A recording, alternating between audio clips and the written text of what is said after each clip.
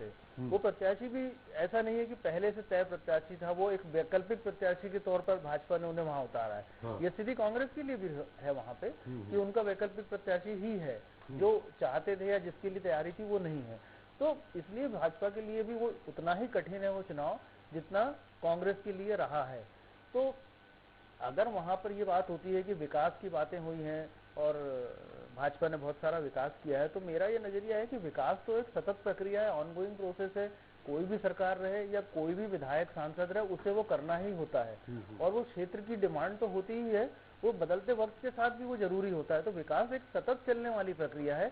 जब विकास के बहुत सारे दावे होंगे तो फिर बहुत सारी ऐसी बातें भी निकलेंगी जो नहीं हो पाएंगी। तो ये एक सतत प्रक्रिया है। लेकिन चुनाव यही कहा कि वादे बहुत किए गए 17-18 साल में, लेकिन हुए कुछ नहीं। जी हाँ, वही बात है कि बहुत सारी चीजें ऐसी जो छूट गई हैं। तो ये सब चीजें जो है मतदाता जो दमोह से हमें जो नतीजा मिला है, या कुछ हद तक आप दूसरे राज्यों में जो चुनाव हुए हैं वो भी देखे जा सकते हैं। तो बहुत सारे मुद्दे बदल रहे हैं और अभी जो पिछले 2 साल का जो पीरियड है, मुझे लगता है मतदाता के मन में उस पर कुछ बात कहने की या कुछ उत्कंठा ज्यादा होगी। ये जो कोरोना काल रहा, उसके बाद के जो हालात रहे, रोजगार का, स्वास्थ्य का जो मुद्दा रहा और उसके साथ साथ महंगाई का जो मुद्दा रहा, तो ये विकास तो ठीक है मतदाता के एक अवचेतन में होता है, लेकिन ये ताजा मुद्दे बहुत असर करते हैं। तो इसको किस तरह से बीजेपी वहां पे कर पा रही है, हम देख रहे हैं। बीजेपी जिस तरह से पूरी जान, पूरी ताकत झोंक रही है खंडवा पे, तो इससे समझ में आता है कि चुनाव मुझे नहीं लगता बहुत आसान होगा। वरना एक उपचुनाव में मुख्यमंत्री लगातार दौरे करते रहे और एक अनरेस्ट का थोड़ा सा एक स्थितियां रहे, वहाँ रात्रि विश्राम कर रहे हैं, तो वो चुनाव वाकई में बहुत गंभीर है। ये जरूर है कि उनके पास एक अपर हैंड होगा, क्योंकि एक सत्ता में है, वो केंद्र में भी हैं, राज्य में भी हैं, तो एक अपर हैंड होता है। और निश्चित तौर पर ये नहीं माना जा सकता कि वो चुनाव एक तरफा हो गया है, लेकिन वो चुनाव कठिन है। बाद में जो फैसला आए, जो लीड हो, कांग्रेस के लिए वो भी एक तस्तरी में परोसा हुआ चुनाव नहीं है। कांग्रेस की अपने अंदर भी बहुत सारी दिक्कतें हैं और बहुत सारी समस्याएं हैं वहां पर। वो टिकट में जिस तरह का वहां बवाल हुआ है वो भी एक समस्या है। तो कांग्रेस ऐसा नहीं सोच सकती कि चुनाव उसके पक्ष में जा रहा है, लेकिन कांग्रेस जितनी ताकत से चुनाव लड़ ले वो ज्यादा महत्वपूर्ण होगा।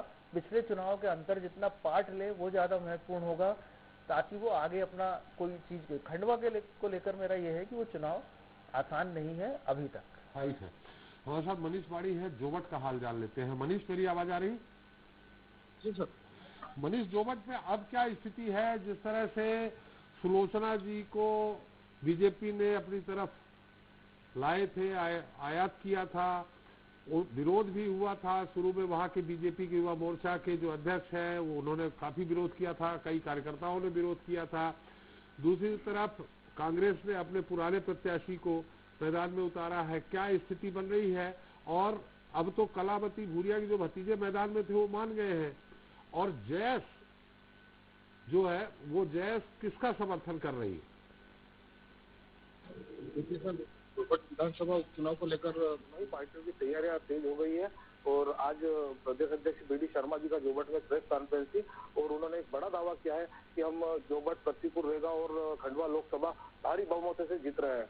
और कांग्रेस मतदाता को भड़का लाने काम कर रही है। 2023 में हम कांग्रेस का सफाया कर देंगे।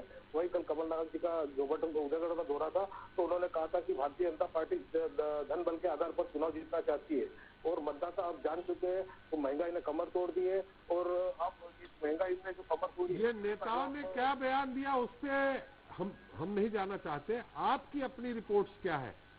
आप वहां के हमारे वरिष्ठ संवाददाता हैं, आपकी अपनी रिपोर्ट्स क्या है? सुलोचना रावत कांग्रेस से आके बीजेपी चुनाव लड़ रही है, तो क्या भीतरघात का सामना कर रही है? दूसरी तरफ कांग्रेस क्या कर रही, जैस किसका समर्थन दे रही, महंगाई का कितना असर है, और इन असर के बाद किसका पलड़ा भारी दिखाई दे रहा है आपको? देखिए सर, भारतीय जनता पार्टी में भीतरघात तो कहीं से कहीं तक देखा नहीं जा रहा है, क्योंकि पार्टी के बड़े बड़े मंत्री, विधायक और प्रवक्ता लोग यहाँ जोबट में, आजाद नगर में, उदयगढ़ में डेरा डाले हुए। वो प्रत्येक हर नेता के ऊपर उनकी निगाह है कि क्या काम कर रहा है, क्या नहीं कर रहा है। रही बात मतदाताओं की, तो मतदाताओं में कहीं ना कहीं महंगाई को लेकर काफी रोष है। तो सर यहाँ पर साक्षरता का प्रतिशत मात्र 36% है और देश में यह सबसे पिछड़ा हुआ जिला है। तो ऐसे में मतदाताओं को अगर महंगाई की मार झेलना पड़ रही है, अगर ये उपचुनाव में अगर यहाँ पर कांग्रेस अगर जीतती है, तो कहीं ना कहीं उसका श्रेय बढ़ती महंगाई जाएगी सर। बढ़ती महंगाई ने यहाँ के जनता की कमर तोड़ रखी है, तो वो महत्वपूर्ण मुद्दा रहेगा सर इसमें।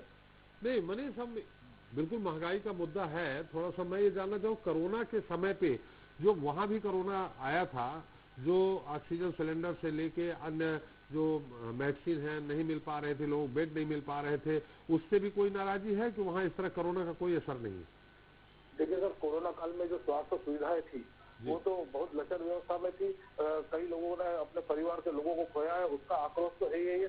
साथ में ग्रामीण क्षेत्र के जो लोग हैं, जो शहर में हाट बाजार करने के लिए आते हैं, उनके साथ प्रशासन और पुलिस ने जो जांच करी है, उसका भी कहीं ना कहीं मतदाताओं में आक्रोश है, और ये आक्रोश इस उपचुनाव में देखा जाएगा सर। क्योंकि नहीं, वो अब जाति क्यों की है? जो गांव से आते हैं शहर में हाट में, उनके साथ क्या जाति की पुलिस ने? सर ग्रामीण लोग आते हैं, उनका पूरा डिपेंड जोबट शहर पर टिका रहता है। बाजार करना, माल जो उसने जो खेत में पकाया है उससे बेचना है, तो इसको लेकर कई ग्रामीणों के साथ मारपीट पुलिस ने की है, तो वो उसको लेकर सर नाराजगी देखी जा रही है सर। नहीं, क्यों मारपीट की, वही तो जानना चाह रहे हैं, मारपीट क्यों की? सर प्रशासन की कुछ गाइडलाइन रहती है कि लॉकडाउन में कोई बाहर नहीं निकलेगा।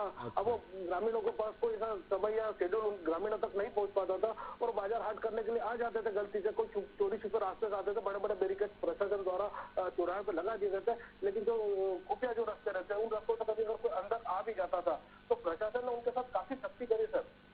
तो अब स्थिति क्या लग रही है आपको? बराबर की फाइट है या किसी का थोड़ा बहुत पड़ा ज्यादा दिख रहा? और सुलोचना रावत के बेटे लड़े थे पिछला चुनाव निर्दलीय, तो उन्होंने अच्छा खासा मत प्राप्त किया था। क्या ये उनके व्यक्तिगत वोट है कि वो कांग्रेस के जो वोट थे वो वही बटे थे?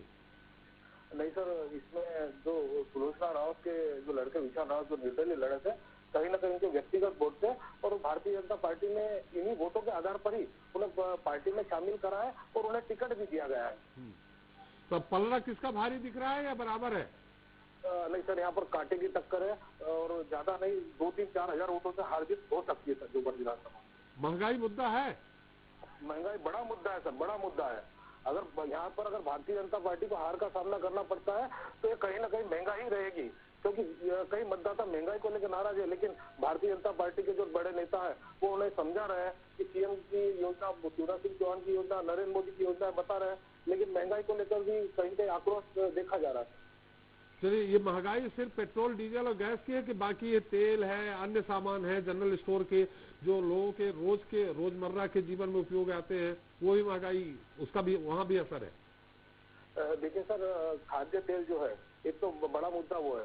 दूसरा, जब ये फसल बोने की बारी है कि किसानों ने जो सोयाबीन खरीदा था, आज उसका रेट 48 रुपए है, और जब उन्होंने बीज खरीदा था तो 100 रुपए है। तो कांग्रेस कहीं इन मुद्दों के आधार पर अपने मतदाताओं को रिझाने का प्रयास कर रही है, जिसमें मैंने आपको बताया इसके पहले भी क्या साक्षरता का प्रतिशत कम है, वो इतना नहीं समझते। वो तो सीधा समझते कि केंद्र और राज्य में सरकार जब बीजेपी की है तो महंगाई पर कंट्रोल क्यों नहीं हो रहा है। जब हमको बीज की आवश्यकता पड़ती है तो 100 रुपए किलो खरीदना पड़ता है, और हम जब बेचने जाते हैं तो वही सोयाबीन 48 रुपए हो जाता है। तो ये कई मुद्दे ऐसे हैं सर कि जिनको लेकर कांग्रेस को अच्छा समर्थन इस विधानसभा में मिल रहा है। चलिए, बहुत बहुत धन्यवाद मनीष सारी जानकारी देने के लिए। फिरोज जी, जो आप लोगों को लग रहा था कि